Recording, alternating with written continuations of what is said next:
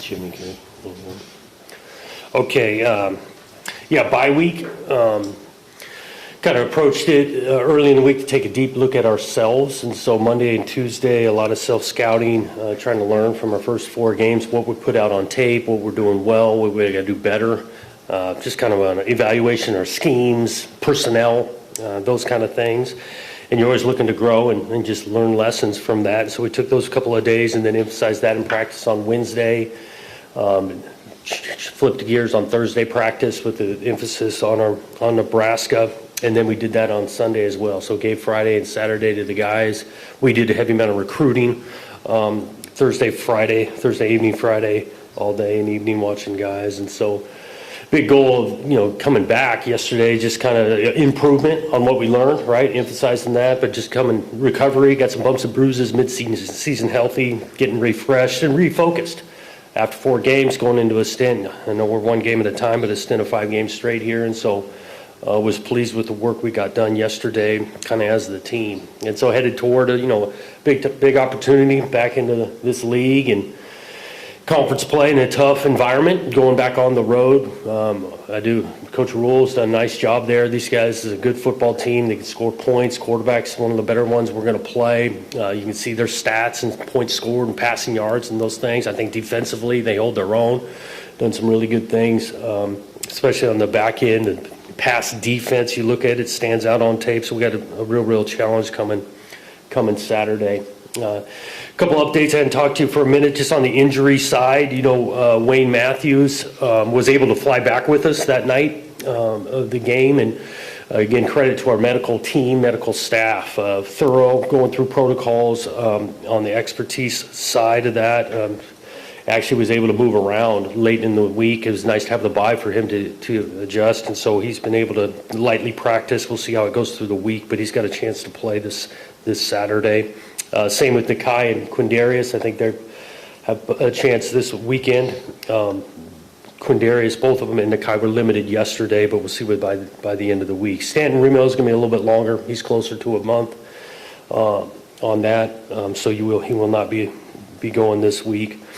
And it's that time of year. You get into the middle of the season, and like I say, bumps and bruises. Next guy up, all of that. But I thought from those 4 guys, just giving you an update with that. Yeah, fire away questions. Wanted to kind of start with the Stanton thing. Obviously, we know about some of the other injuries and some of the depth issues there. But left tackle is such an important spot for you guys. Yep. I'm wondering what you saw back with Rustin and the snaps that he played there and how you progressed. Obviously, Ashton has some experience there. Connor's got some experience there as well. That's been the conversation, kind of what our best answer is going to be over there. Rustin got thrown in there into the first quarter, and he did some good things throughout the night. And that's a good, especially on the edge. The USC presented some problems on the edge, and I thought Rustin held his own and battled through that night. And now that you had the bye to take a look at a couple of different options, because we do got it with Connor's got some experience over there, obviously Lepo, and then Rustin himself. And so can't say today how exactly we'll play that out, and probably not going to tell Coach Rule right here on a Monday, but we've got some options.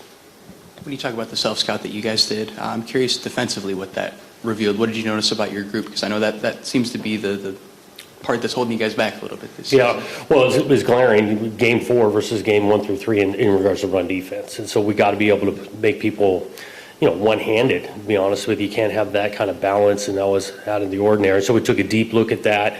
It never is, but it's not just one thing. We got out of our gap, missed the line. We got too much movement sometimes in our blitzes, schemes, creating too much air there. We've got to play some tighter coverage to force people out of the run game and make it challenging there. So it was good in regards to looking at 4 games, and there's always opportunities to improve, and we needed to do it. And then in the event that Wayne can't play on Saturdays, is Brady healthy enough to play, or is that going to be Marcellus? Brady's not. No, Brady will not be going the rest of this year due to injury. Jonathan, 3-1, same record as last year, but I think everyone would agree you're better in a lot of ways. Which of those improvements makes you the happiest, and why hasn't pass rush been one of them? Right.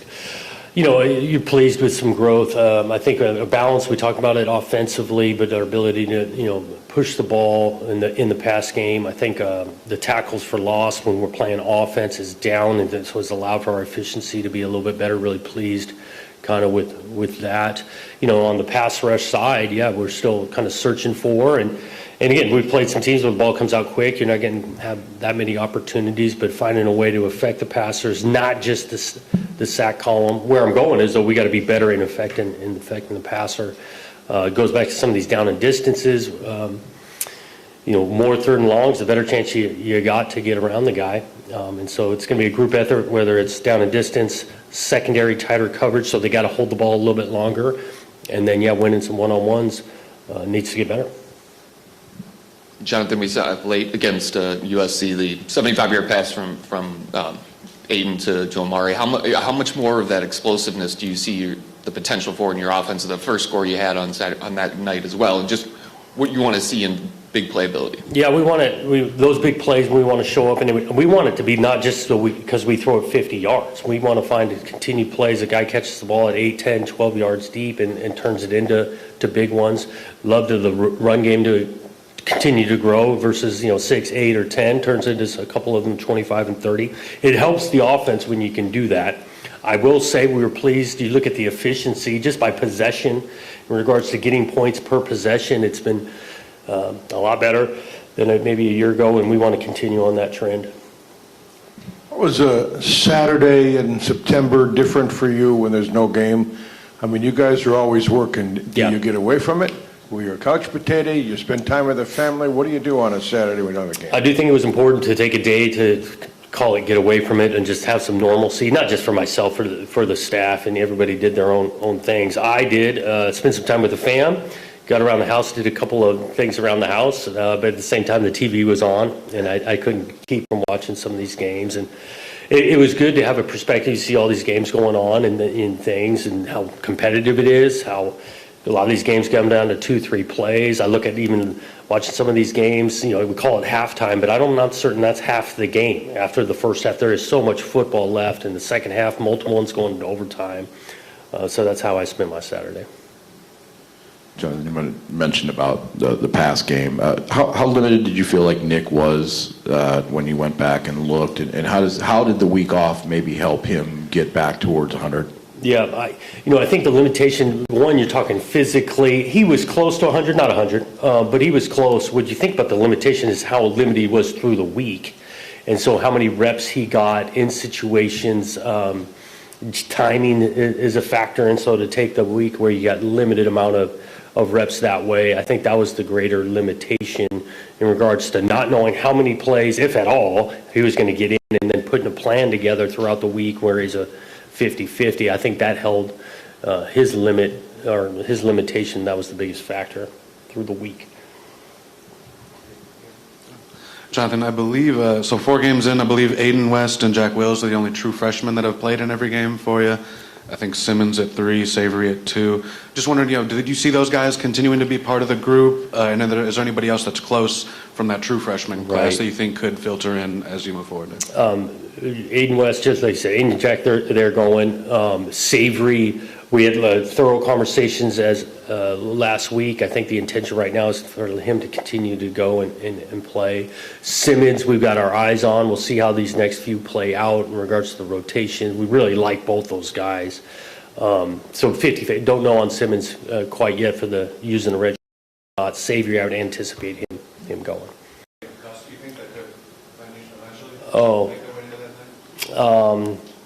Trying to think out of that freshman class. No one's jumping up and down right now. That's not probably redshirting. Going back to the offensive line, what have you seen out of Matt Gulbin at center? I think he's the only guy that's played every snap of the season. Obviously, center, you want to have that stability, but what has he brought this group?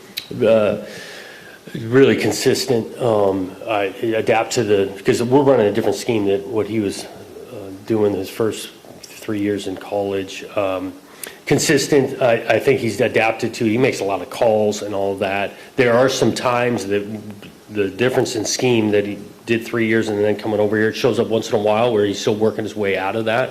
But I think he's playing at a high level at center because he's full-time. He played a decent amount of guard previously. he's been an anchor to that O-line.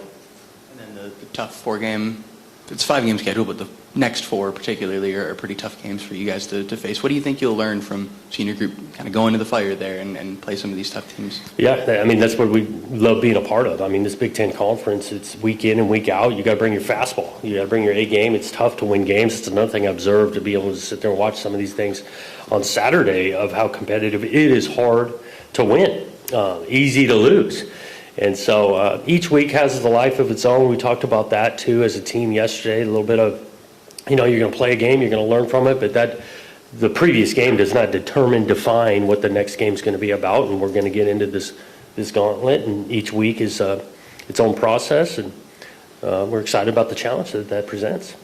For a mid-season bye week, do you get concerned that it takes the edge off your players competitively, or can it energize your team? I mean, I think it's more of the energy. These guys have been working really hard, knowing that week, yeah, it's not completely off, right? We're practicing, they're still in it, but I do think there's value in a couple of days away from it. Brings back some re-energy, excited about what they get to do and the opportunities in front of it, and I think that's been the mindset of these guys this last week. Jonathan, over here, I wanted to ask you about Malik Spencer and just what he provides your defense. And, I mean, obviously the jarring hit in the end zone prevents a touchdown. There's a couple other plays. I mean, I'm just wondering, in terms of personality, player, like a guy who's been around forever, and what he is to your defense. Well, his experience shows. He's been in a lot of football. His energy radiates on that defensive side. His voice, his experience with his voice in regards to checks, communication, in and out of the play on the sideline. I think guys look up to him. That this game means a lot to him. The way he practices, understands that he wants to go full speed in practice. That's going to show up on Saturdays. He's that type of player.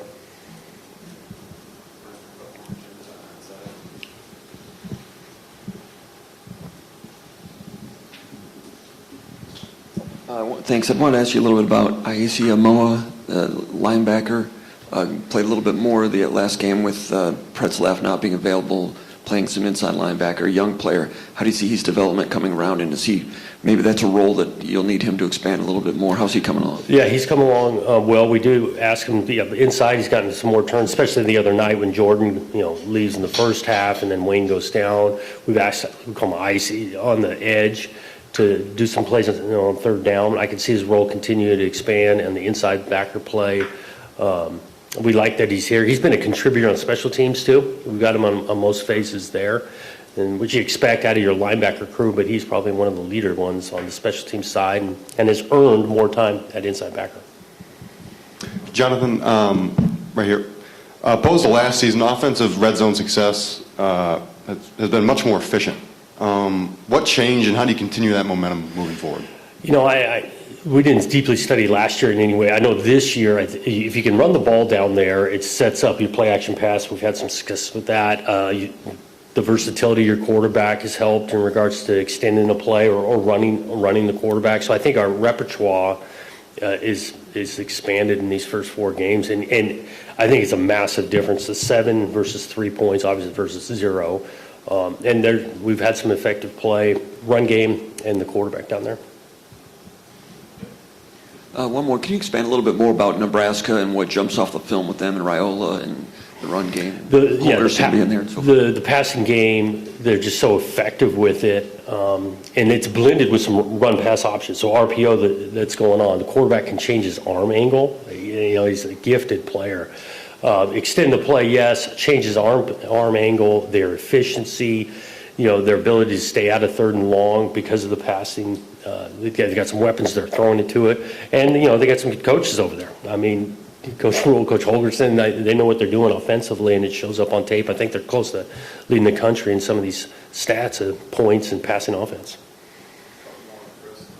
I'm wondering about when you go into a bye week like this, usually you're kind of watching the next opponent. When another opponent has a bye as well, does that kind of wash a lot of that out? And I guess how much do you how much did you spend, IDing particularly the Michigan game for Nebraska and what things you can do down there? Yeah, you're always looking at the previous game pretty heavily. Now you're still looking for scheme fit, and there's some similarities to the scheme there. I think there is some clarity that comes when both teams have a bye, so there's not going to be any new tape.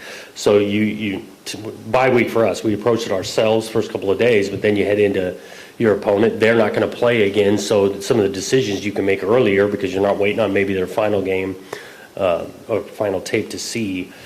So they're, is there advantage, disadvantage? I think it's equal on both sides. There's no new tape, and so you can make plans off of the tape for 2 weeks. Thanks, guys.